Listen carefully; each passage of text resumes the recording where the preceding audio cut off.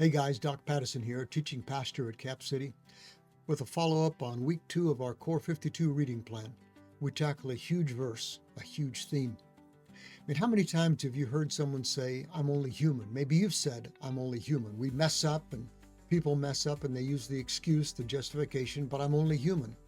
When in actuality, the meaning of I'm only human is pretty much the opposite. Let me show you. We got to focus this week on the theme of the image of God. And I simply can't overstate the importance of this idea, image of God, to the Bible and to Christian thinking. In fact, Genesis 1 begins a trajectory that runs through the whole Bible with profound implications for both you and me. Up till now, the creation story in Genesis 1 has been very rhythmic, but the narrative slows down on day 6. Up till now, it's pretty much God said, let there be, and there was. And it was good, and there was evening and morning, and it's day 1, 2, 3, 4, 5. But in the middle of day 6, the pattern breaks. Instead of just let there be, now there is a let us make, with a double redundancy. God says, let us make human beings in our image. That's new, to be like us. They'll reign over the fish of the sea, the birds of the sky, the livestock, all the wild animals on the earth, the small animals that scurry along the ground. So God creates human beings in his own image. In the image of God, he created them, it says. Male and female, he created them.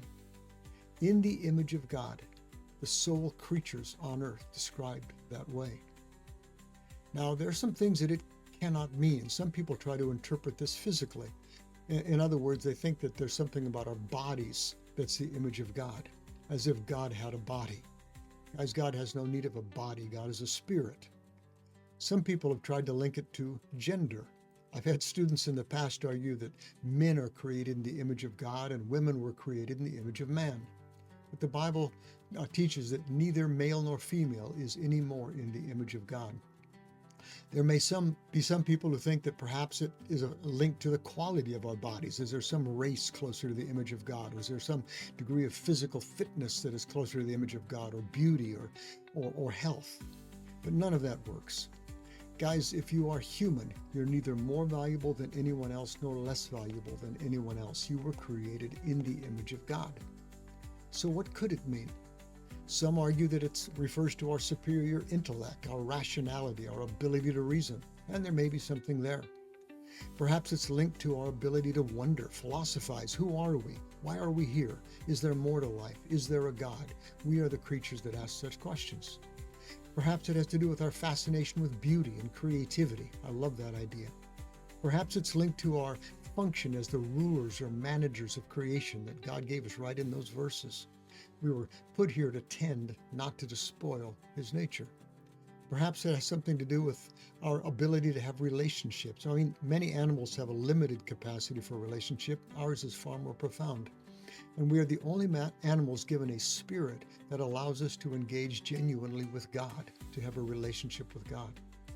I think it has to have something to do with our ability to choose. We have the ability to do right or to do wrong. We're the only animals that can really have a morality. Animals follow their impulses. We're the only creatures that don't have to. When we say I'm only human, we're thinking like we're only animals and have to follow our impulses. We're the only animals that don't have to. Now, guys, this idea of image of God, there's another idea that's connected to it. We talk sometimes theological about even now, not yet. Even now, I'm in the image of God. I'm not yet fully in the image of God. So you have verses like 2 Corinthians 3.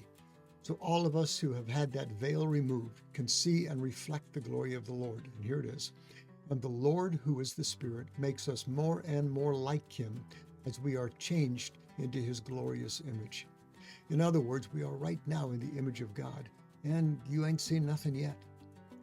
Guys, this image of God is your real identity.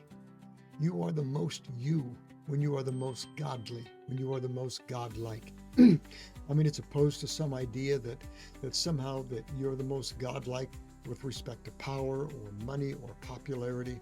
It's when you are the most image of God. So guys, you're the image of God. So act like it. There's two phrases that sometimes we link. Imago Dei, the image of God, and imitatio Dei, imitate God. Can you imagine what it would be like if those of us in the image of God actually tried to live in a godly fashion? Guys, I hope you're continuing on. It'll be a great study. See you next week.